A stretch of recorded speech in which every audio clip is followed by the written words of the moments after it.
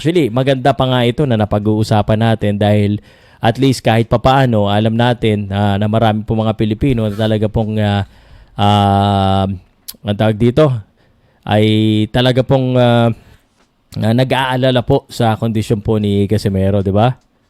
No, pati tayo, syempre. Nakita nyo si Chad, si Esquinoa. Kasi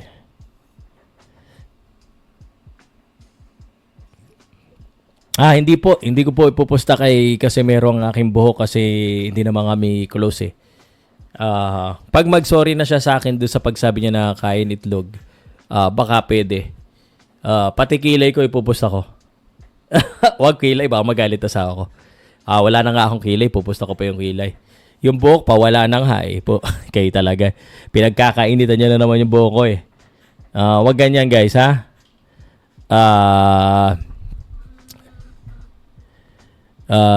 Pag may alitan ganyan talaga. Konting alitan lang naman. Wala namang ano dito, wala namang wala nang masyadong personalan. Ganda nag-push up mo kay Casimero sir po para sa laban niya 100% siya. Ganda ng pag-push up mo kay Casimero sir pa para sa pwede naman na actually kailangan ko na magpa-condition eh. Kailangan ko mag-push up. Which reminds me, wala na naman akong exercise, wala akong kumbaga wala akong pampakondisyon sa katawan kaya medyo mahina ang katawan ko ngayon. Kaya yung mga naghahamon sa akin ng mga body shot challenge para daw malaman kung tama or magaling, kung magkaalaman na. Alam ko na guys, lahat po ng boksingero malalakas, lalo na si Casimero. Pag matamaan ako dyan, kahit nakaharang ako, baka ma-hospital po ako. Hindi naman ako bata na. Hindi na magandang hamon yan. So, hindi ko po tinatanggap yung mga hamon na suntukan.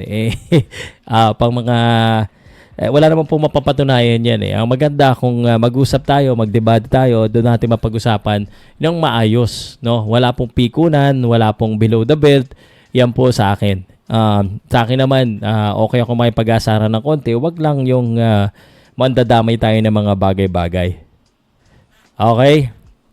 Lord, Inoue versus Magsay, pwede po ba?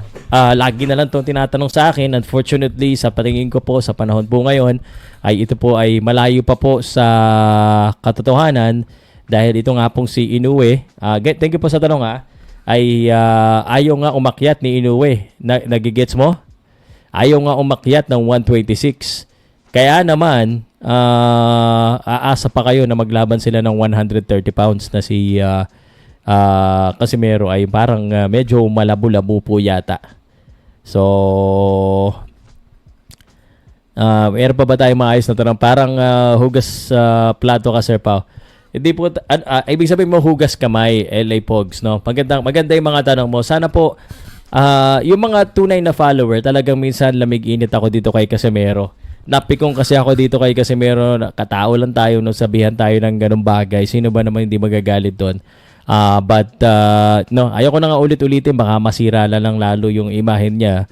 But wag nyo na po itanong. Ako po, kung meron pong sasabi nila kay Casimero daw ako lagi nakipag-usap. Syempre, simple lang sagot ko dyan, si Casimero po ang pinapakinggan nyo. Pag ako ba nag-criticize ng boxer ng MP na hindi naman ganun kakilala, mapapag-usapan po ba natin? So hindi. So syempre, pinag-uusapan lang natin yung mga trending po karamihan. Pero sinasama ko naman sa usapan minsan yung mga pag natatalo no? So, ikayo po, welcome po kayo mag-comment sa akin kung anong nararamdaman nyo sa katotohanan. But, pag ganun na po talaga Sabi ni Entrep man, huwag ka magpa-plasok, please. Magtanong lang po siguro kayo na maayos para po masagot ko po na maayos ang inyong mga katanungan. Yan. Saan pa yung mga magagandang tanong dito?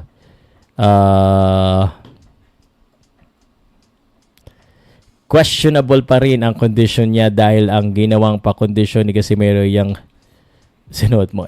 lang niya. Nagkataon lang yan, bro. Nagkataon. Casimero is the best for Naoya. Idol, dapat ma-set na yan. Again, ito naman si Casimero ay may pagkakataon na naman uli dahil ang laban niya sa Japan